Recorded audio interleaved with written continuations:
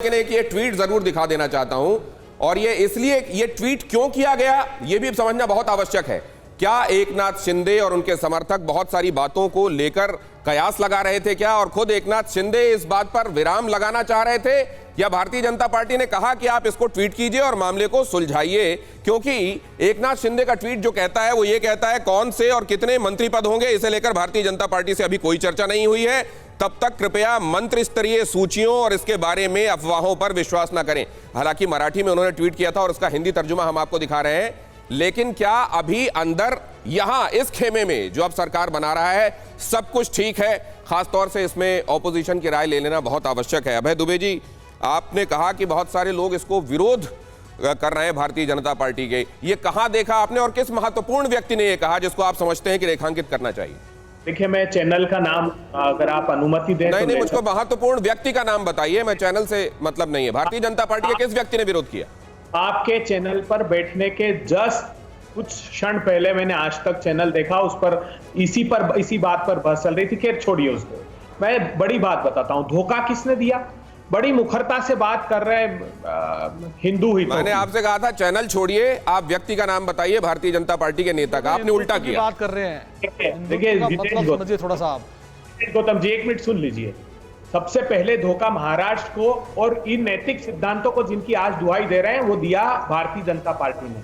अजीत पवार साहब के साथ सरकार बनाने की बात की, शपथ तक लेने चले गए ये लोग, और आज दुहाई देते। मैंने जो नाम गिनाए ना 16 विधायक, ये एनसीपी और कांग्रेस पार्टी से गए जो शिंदे गुट में अभी बागी है, जिनका नाम सहित फहरिस्त गिनाई हो, और आज ये हिंदू हितों की दुहाई दे रहे हैं। देखिए, कोई हिंदू हितों से सरोकार नहीं है, सिर्फ संसाधनों की लूट एकमात्र काम है। आज जो दो आघात बड़े किए हैं इन्होंने, एक बाला साहब की विरासत को धोखा भारतीय जनता पार्टी के शीर्ष नेतृत्व ने दिया, और एक खुद को।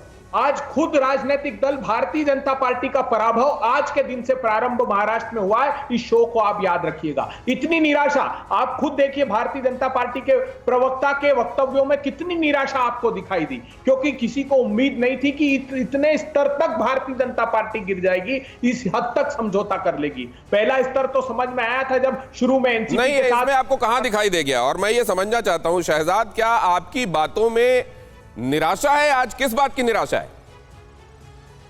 दिनेश जी, मेरी बातों में बिल्कुल निराशा नहीं है, क्योंकि हम लोग हमेशा महाराष्ट्र के हित की बात करते हैं और हम लोग चाहते थे कि एक बहुमत वाली स्थिर सरकार, स्वच्छ सरकार बने। ये तो वो सरकार 2.5 साल तक काम करती थी जिसमें 2 मंत्री भ्रष्टाचार में जेल में गए और एक मंत्री का दाऊद इब्राहिम के साथ लिंक है, ये कोर्ट ने कहा है। परंतु मैं एक बात आपको सुनाना चाहता हूं, इसमें हस्तक्षेप मत कीजिएगा। स्वर्गीय बाला साहब ठाकरे जी की बात है, तो मुझे लगता है कि ये बात बिना कोई हस्तक्षेप की सुनी जानी चाहिए। अभय दुबे जी, कान खोल के सुनिएगा।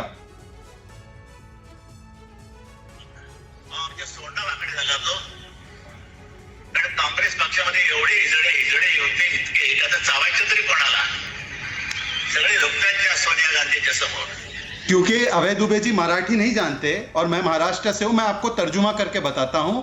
बाला साहब ठाकरे जी ने कहा कि कांग्रेस पार्टी में इतने सारे वो शब्द हैं जो मैं नहीं बोलना चाहता, जो झुकते हैं सोनिया गांधी के सामने।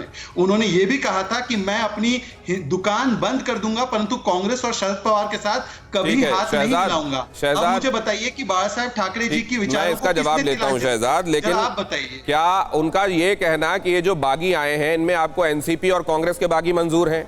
क्या उधर से आने वाला हर कोई आपके लिए ठीक हो जाता है जैसे वो इस तरफ आकर खड़ा होता है? वो कह रहे हैं कि संसाधनों की बांट है और कोई हिंदुत्व नहीं है। इसका जवाब दीजिए। पूनावाला जी, 2 दिन के लिए संजय गुप्ता जी आ रहा हूं आपके पास, इंडिविजुअली आऊंगा, आप अपनी बात कहिएगा। अभी मैंने बार-बार इस बात को जवाब देने दीजिए प्लीज। बार-बार इस बात को कहते हैं, एक बात पूछना चाहता हूं, तो बार-बार जब इस बात को कहते हैं तो इस बात को मैं कहना चाहता हूं कि सबसे पहले राष्ट्रवादी कांग्रेस के साथ 2 दिन के लिए सरकार आपने बनाई थी। आप ये बातें मत बताया करो, अपने लिए खुद मत कहा करो आप ये बातें।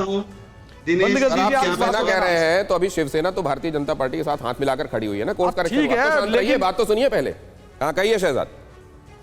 दिनेश जी, उदित राज कहां से आए? नाना पटोले इनके प्रदेश अध्यक्ष कहां से आए? सिद्धू कहां से आए? ये कौन सी सेकुलरिज्म की गंगा में इनको नहला के ये अपने साथ ले लिए? जरा बताइए ना मुझे। और ये जो अगर एमआईएम के 4 लोग चले जाते हैं आरजेडी में, तो आप लोग ये कह रहे हैं कि रवायत है सर? यहाँ पर शिवसेना हर पॉलिटिकल पार्टी ये कर रही है, आप ये कह रहे हैं? डीके के और बाला साहब ठाकरे जी के विचारधारा पर चलने वाले लोग जो ऐसी पृष्ठभूमि से आए हैं, कोई रिक्शा वाला है, ठीक है, आपने काउंटर किया, सिर्फ अपनी बात नहीं की, आपने उनका गिना दिया। ठीक है सर, उधर सेक्युलरिज्म का तमगा किसके पास है, आपने ये पूछ दिया। इन्होंने अगर आपसे पूछा था कि हिंदुत्व वाले ये लोग हैं क्या जो इधर से गए हैं, ठीक है, ये क्या इसी तरह के काउंटर करके सवाल, ठीक है सर।